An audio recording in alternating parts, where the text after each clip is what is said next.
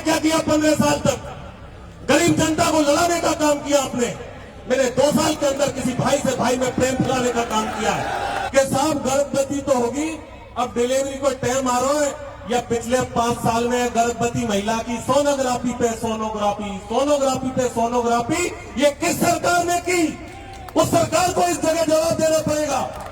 से मैं बात कर रहा हूँ उन लोगों से कहा मैं कि माननीय मुख्यमंत्री जी, माननीय सिंचाई मंत्री जी, लेना होगा, उस निर्णय से आप संतोष नहीं है तो आपका विधायक आपके साथ में खड़ा रहेगा। देश को लेकर इस मंच के अंदर आए हो, इस जोड़ली की पावन धरा के अंदर आए हो, यदि वो देश अधूरा रह जाएगा तो घर जाकर आपको चैन भी नहीं मिलेगा उस मंच के अंदर क्या हुआ था। इसलिए मेरी हाथ जोड़कर अपील है, आप लोग मेरा 10 मिनट में मेरी बात रखूंगा और सम्मानीय वक्तागण, दूर दराज से लोग, मैं कहता हूं राष्ट्रीय स्तर के लोग इस मंच पर बैठे हुए हैं और उनकी शोभा में यदि हमारा क्षेत्र का लोग उठकर चले जाए तो उस सम्मानीय गणों का अपमान होगा। इसलिए मेरा हाथ जोड़कर निवेदन है कि इस मंच पे नीचे बैठे विराजमान बैठ जाओ प्लीज बैठ जाओ। आज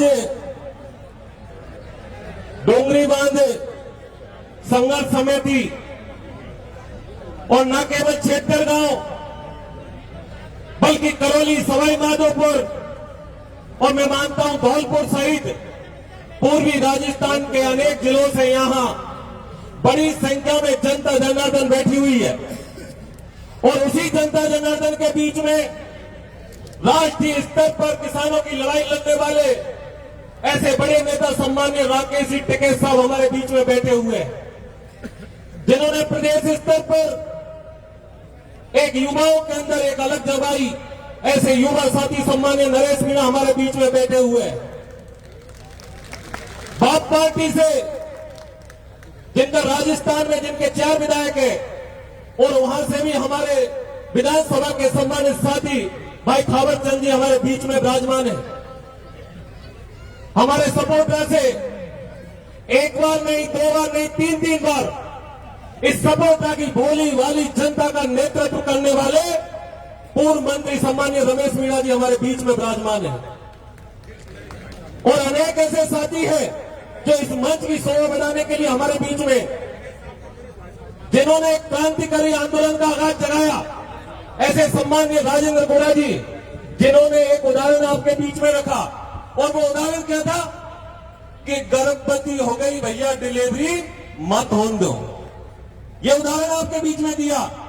मैं सामान्य गुणा साहब के बीच में रखना चाहूंगा कि साहब गर्भवती तो होगी, अब डिलीवरी को टाइम आ रहा है, या पिछले 5 साल में गर्भवती महिला की सोनोग्राफी पे सोनोग्राफी, सोनोग्राफी पे सोनोग्राफी, ये किस सरकार ने की? उस सरकार को इस जगह जवाब देना पड़ेगा। यदि वो सरकार जिस डूंगरी बांध के बीच में, जिस डूंगरी बांध को लेकर यह जवाब तलब हो रहा है, ये डूंगरी बांध को आज मुझे मंच के माध्यम से बता रहे थे कि कोई राजनीति की भाषण नहीं होगा। मैं इस मंच का सम्मान करता हूं। मैं भारतीय जनता पार्टी, क्योंकि मेरी सरकार है और आप सबके चरणों में मैंने आपने सेवा की है, उसका प्रतिफल देकर उस विधानसभा में मुझे पहुंचाया है, तो मेरा कर्तव्य बनता है कि मेरी जनता के सुख में दुख में मैं जी जान से उनके बीच में खड़ा रहूं। और इसी वजह से आज इस डोंगरी बांध की सभा के अंदर मैं आयोजित हुआ, उपस्थित हुआ हूं। मैं जनता जनार्दन के बीच में रखना चाहता हूं, ये हमारे ऊपर उंगलियां उठाते हैं, मैं आपके बीच में इस मंच के माध्यम से बोल के जा रहा हूं। और साहब मेरा तो खानदान है जो एक बार खेदी ने पत्थर की लकीरें कोई दादा पर नहीं मिटे, ये खानदान ही बोले यहाँ के अंदर तो। और आज भी ये कह के जा रहा हूं आपके मध्य में कि केवल कोरा भाषण देवा से काम नहीं चले, नहीं चले केवल कोरा भाषण देवा से। कभी कभी तो ऐसा लगता है कि ये मंच केवल जो भाषण देने वालों को ट्रेनिंग देने का काम कर रहा है। अरे ये ट्रेनिंग कैंप नहीं है, ये ईआरसीबी, ये डूंगरी बांध से लोग जो परेशान हैं, जो आग जल रही है, उस आग में चूल्हा लगाकर रोटियां सेकने का काम नहीं है। किसी का घर पड़ने वाला है, उनके लिए हम लोग मिलकर क्या काम कर सके, उसके लिए काम करने का टाइम है।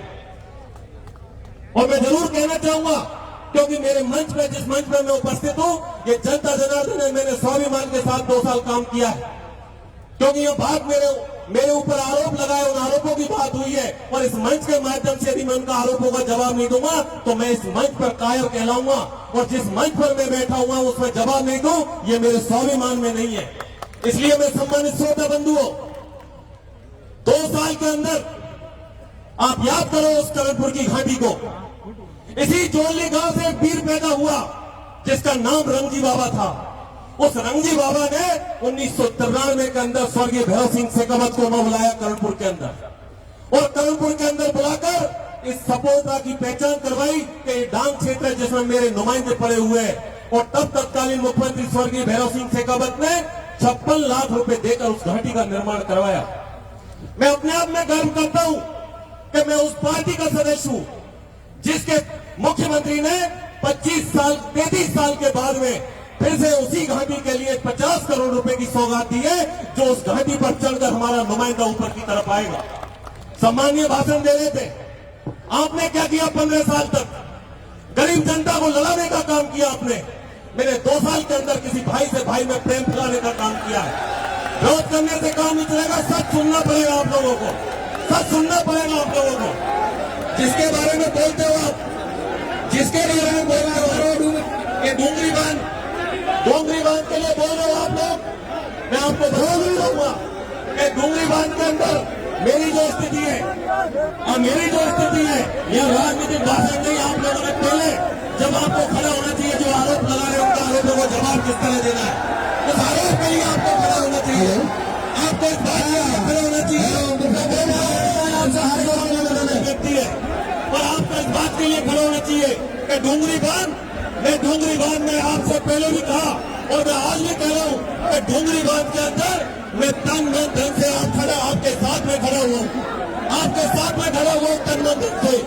लेकिन भैया आप लोग जिस तरह के आरोप लगाए इस मंच के अंदर जिस तरह का आरोप लगाए आपने, आपको इस बात को समझना पड़ेगा कि डूंगरी बांध संघर्ष समिति है, जिनके लोगों से मैंने लगातार 3 दिन से मैं बात कर रहा हूं। उन लोगों से कहा मैं कि माननीय मुख्यमंत्री जी, माननीय सिंचाई मंत्री जी, निर्णय होगा, उस निर्णय से आप संतुष्ट नहीं है तो आपका विधायक आपके साथ में खड़ा रहेगा, यह आपको मैंने विश्वास दिलाया था। लेकिन जिस कार्यक्रम के अंदर हम उपस्थित हुए, उस कार्यक्रम के अंदर मेरे नेता के खिलाफ कोई गाली देगा, उसको हम लोग बर्दाश्त नहीं करेंगे। ये बिल्कुल कभी कहने की बात है, क्या आप सबको बता रहे हो। खड़े जो लोग गौरीलाल के बारे में आप गलत बोलते हो, आपको शर्म आनी चाहिए। आपका खुद का पता नहीं कब किस बारे में बैठते हो, कब किस बारे में बैठते हो, और उस राजस्थान के नेता के बारे में गलत बोलते हो, आपको शर्म आनी चाहिए। मैं इस बात को नहीं बर्दाश्त नहीं करूंगा कि मेरे नेता के खिलाफ आप गलत बोल रहे हो, ये कभी बर्दाश्त नहीं होगा। इसलिए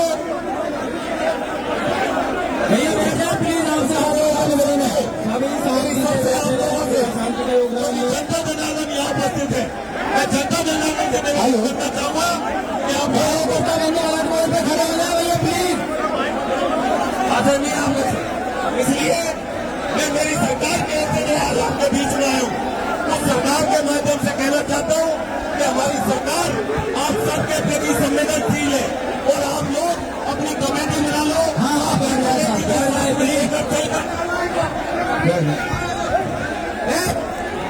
ऐसे नहीं बोल रहे हैं प्लीज।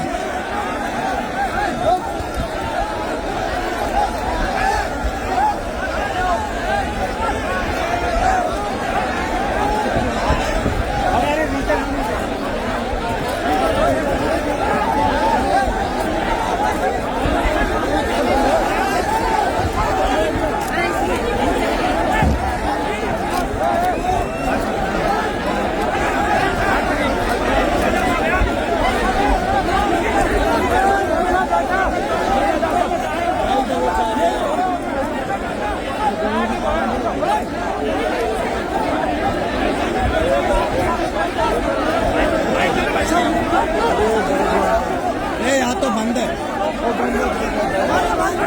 भाई